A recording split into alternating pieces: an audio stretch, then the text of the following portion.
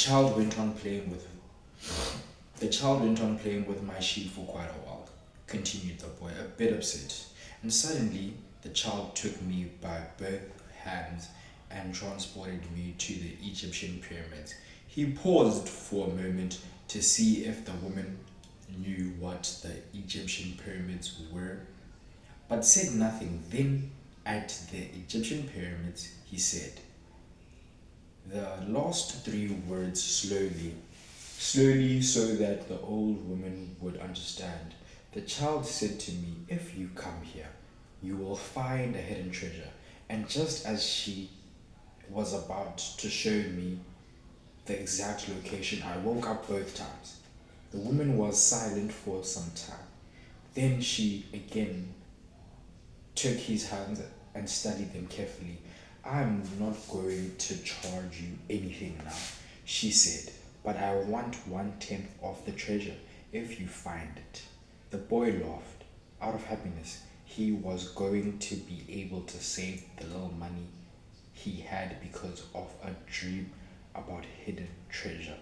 "Well, interpret the dream," he said. "First, swear to me. Swear that you will give me 1/10 of your treasure in exchange for what I am going to tell you." The shepherd saw that he would. The old woman asked him to swear again, while looking at the image of the scared heart of Jesus. "It's a dream in the language of the world," she said. "I can interpret it, but the interpretation is very difficult. That's why I feel that I deserve a part of what you find. A part of what you find. And this is my interpretation. You must go to the pyramids in Egypt. I have never heard of them, but if I was a child who showed but if it was a child who showed them to you, they exist. There you will find a treasure that will make you a rich man." The boy was surprised and then inherited. The boy was surprised and then irritated. He didn't need to seek out the old woman for this, but then he remembered that he wasn't going to have to pay anything. "I didn't need to waste my time for this," he said. "I told you that your dream was a difficult one. It's the simple things in life that are the most extraordinary. Only wise men are able to understand them. And since I am not wise, I have had to learn other arts, such as reading palms. Well, how am I going to get to Egypt? I only interpret dreams. I don't know how to turn them into reality. That's why I have to live off what my daughter provides me with. And what if I never get to Egypt? Then I don't get paid. It wouldn't be the first time." And the old woman told the boy to leave, saying she had already wasted too much time with him. So the boy was disappointed. He decided that he would never again believe in dreams. He remembered that he had a number of things he had to take care of.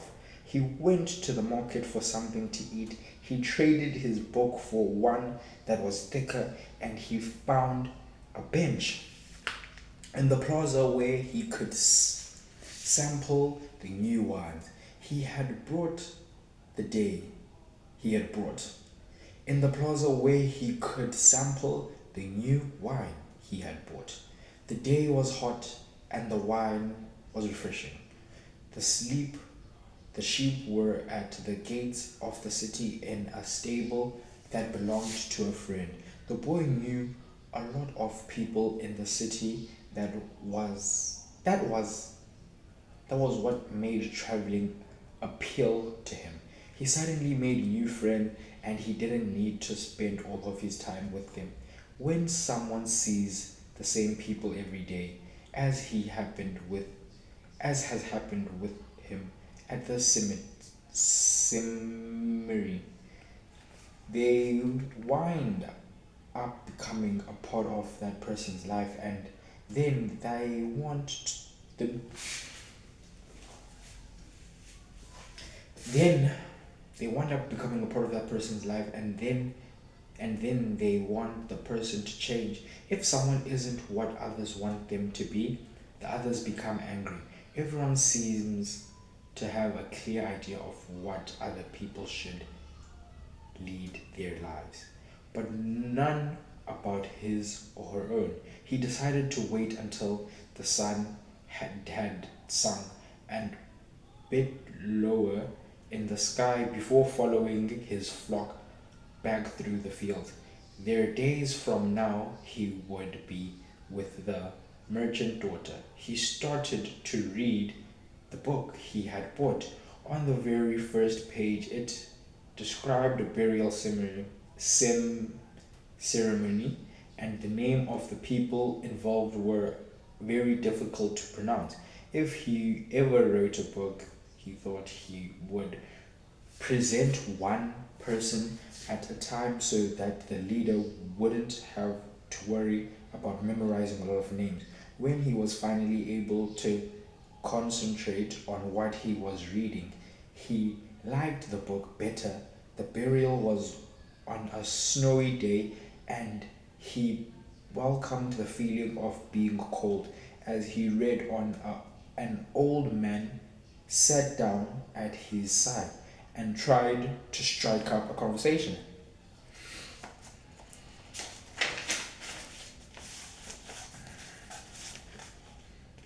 What are they doing? The old man asked, pointing at the people in the plaza.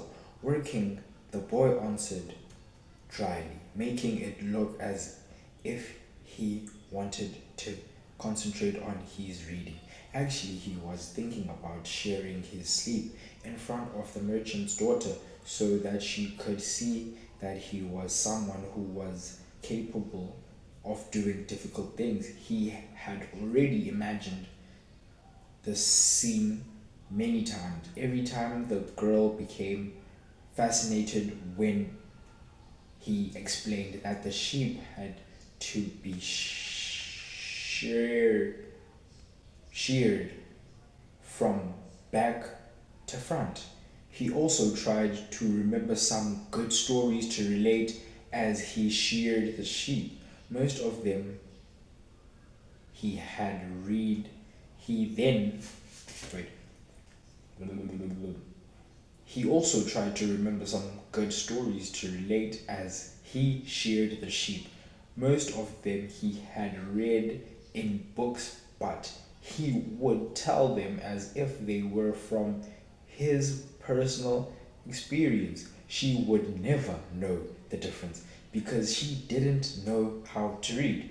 Meanwhile, the old man persisted in his attempts to strike up a conversation. He said that he was tired and thirsty and asked if he might have a sip of the boy's wine. The boy offered his bottle, hoping that the old man would leave him alone. But the old man wanted to talk, and he asked the boy what book he was reading. The boy was tempted to be rude and move to another bench, but his father had taught him to be respectful of the elderly. So he held out the book to the old man for two reasons. First, that he himself wasn't sure how to pronounce the title, and second, that if the old man didn't know how to read, he would probably feel ashamed decided of decided of his own accord to change benches. "Him," said the old man, looking at all sides of the book, as if it were some strange object. "This is an important book, but it really irritating. It's really irritating." The boy was shocked. The old man knew how to read and had already read the book. And if the book was irritating, as the old man had said, the boy still had time to change it for another. It's a book that says the same thing almost all the other books. In the word, say, Continued the old man. It describes people's inability to choose their own destinies. And it ends up saying that everyone believes the world's greatest lie. What's the world's greatest lie? The boy asked, completely surprised. It's that it is that at a certain point in our lives we lose control of what's happening to us and our lives become controlled by fate. That's the world's greatest lie.